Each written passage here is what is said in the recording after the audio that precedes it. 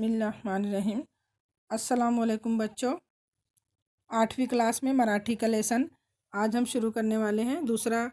तीसरी कविता जिकड़े तिकड़े पानीच पानी।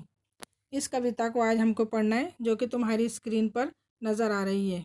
तो बच्चों, हम लोगों को इस कविता को आज समझनी है और 8वीं के बच्चों आप लोग लेसन को बराबर देखते जाओ। तो जिकड़े तिकड़े पानीच पानी, शंकर वैद्य इन्होंने लिखा है। प्रसिद्ध कवि और कथाकार हैं ये, और इन्होंने बहुत अच्छी अच्छी कविताएं भी लिखी है, जो यहाँ पर स्क्रीन पर आपके नज़र आ रहे हैं। लेकिन इस कविता के अंदर प्रस्तुत कवितेत कवीने पावसाळ्यात या सृष्टीमध्ये दिसणाऱ्या बदलत्या दृश्याचे अतिशय मनोहरी शब्दचित्र रेखाटले आहेत। आणि प्रस्तुत कविता गीत पुष्पांचा फ्लोरा या संपादित काव्य संग्रहातून घेतली आहे। तो जो प्रस्तुत कविता है बच्चों, गीत पुष्पांचा फ्लोरा, इस काव्य संग्रह से लिया गया है। और इसमें भी बारिश के मौसम में जो सृष्टि में बदल होता है, जो माहौल में बदल आता है, उसके बारे में यहाँ पर कवि ने लिखा है। तो आज हमको यही पढ़ना है, ठीक है। मैं पढ़ रही हूँ। जिकडे तिकडे पानीच पानी, खड़खड़नारे झरे। हेलो बच्चों, ध्यान दो, मैं पढ़ रही हूँ, तुम गौर करोगे इस पर। जिकडे तिकडे पानीच पानी, खड़खड़नारे झरे, झुळझुळणारे गवत पोपटी, फुलफुल लवलवणारे तुरे।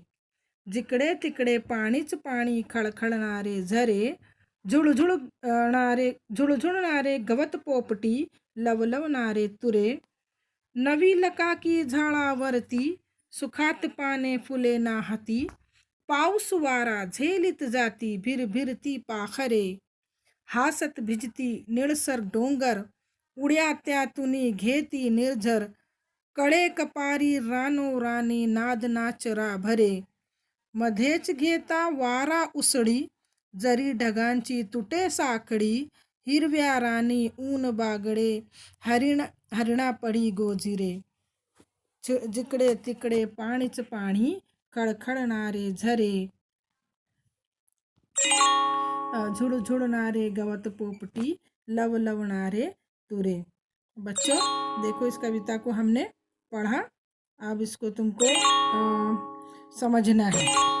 कविता है हमारी पाऊस, जिकडे तिकडे पाऊस पाड़े, जिकडे तिकडे पानीच पानी, ये हमारी कविता है बच्चों।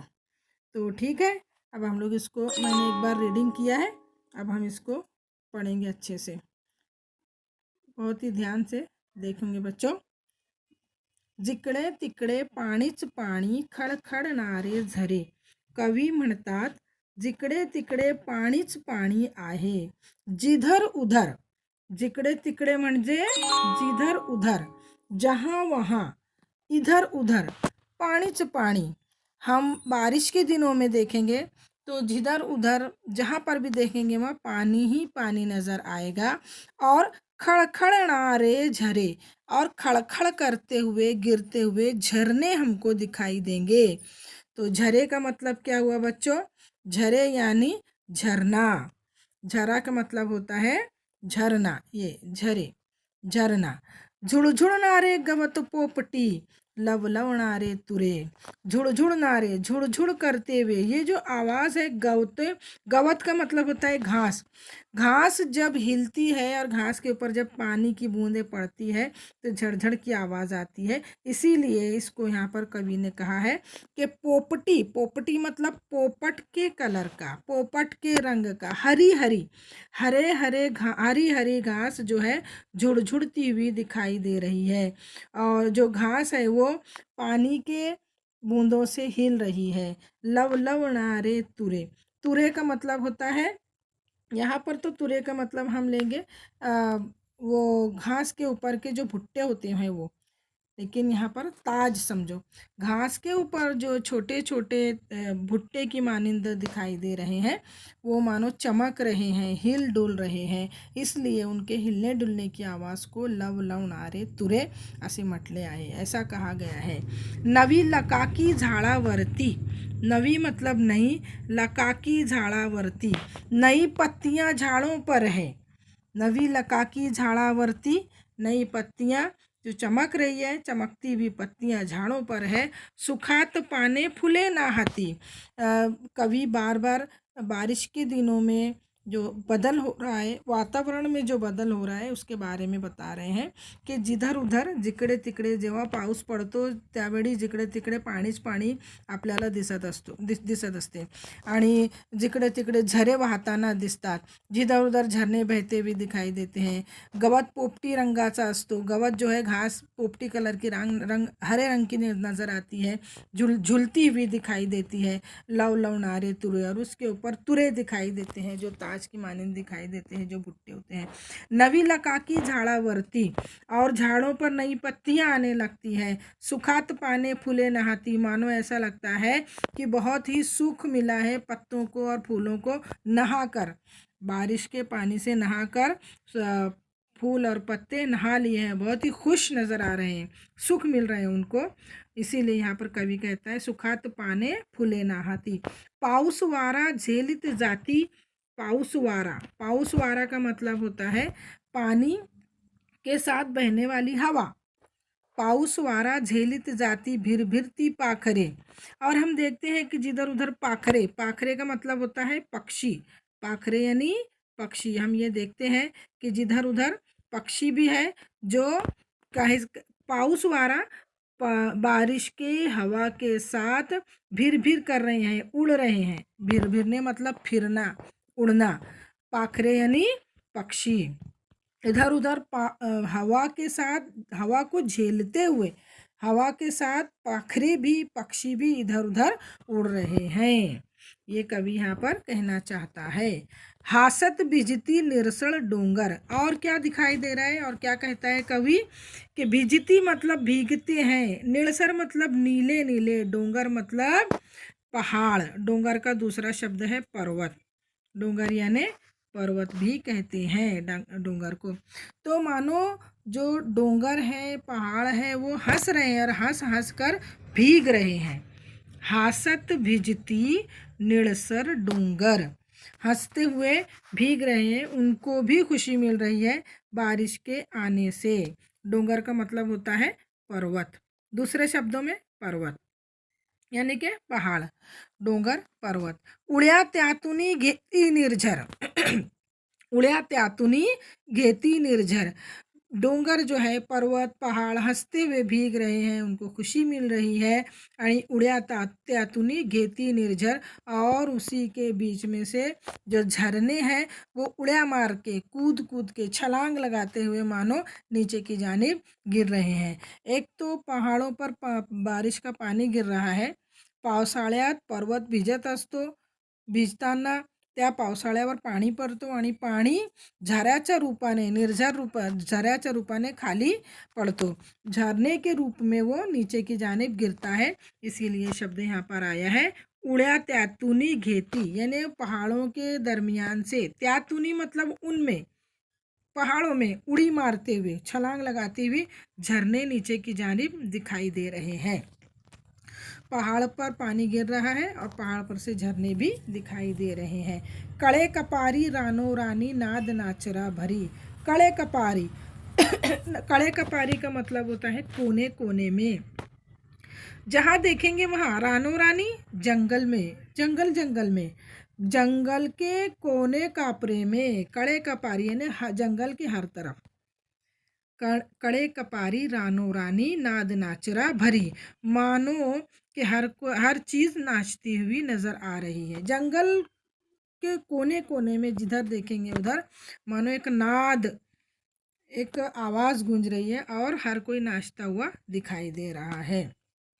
मध्येच घेता वारा उसळी, पाऊस पडत असतो, पाणी गिरता है, डोंगर ओले होतो, डोंगर भीगता है, डोंगरातून झरने खाली पडतात, झरे खाली पडतात, झरना नीचे गिरते हैं।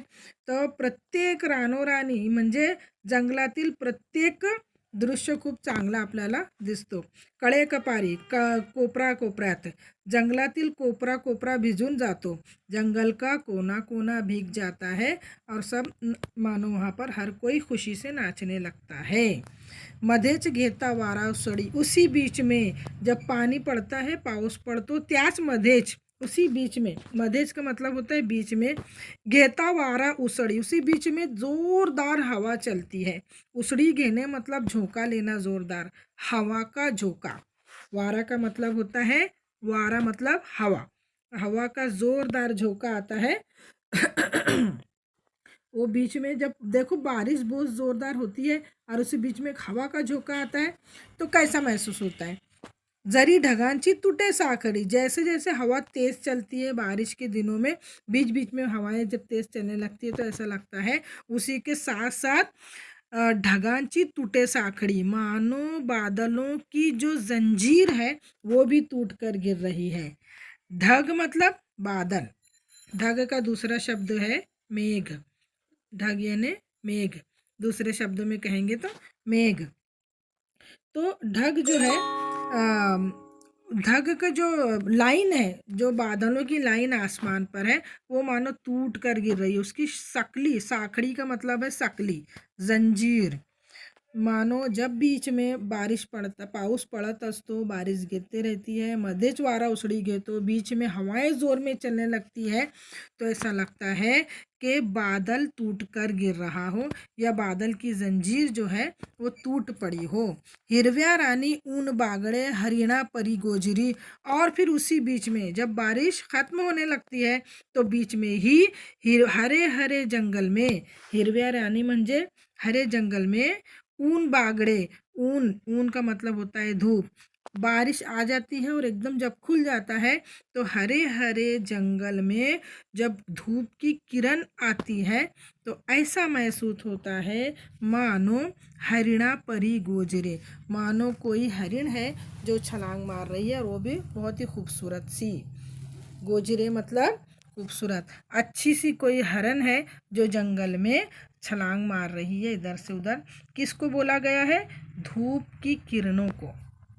बारिश के ख़त्म होने के बाद जब सब तरफ जंगल में हरियाली छा जाती है तो उस बीच में हल्की सी जो धूप निकलती है, उस धूप को इन्होंने हरनी का की उपमा दी है, किसी बहुत खूबसूरत सी हरिण की उपमा दी है. हरिण मतलब हरन, हरन की मिसाल दी है वो बीच में अचानक उगाने वाली धूप को.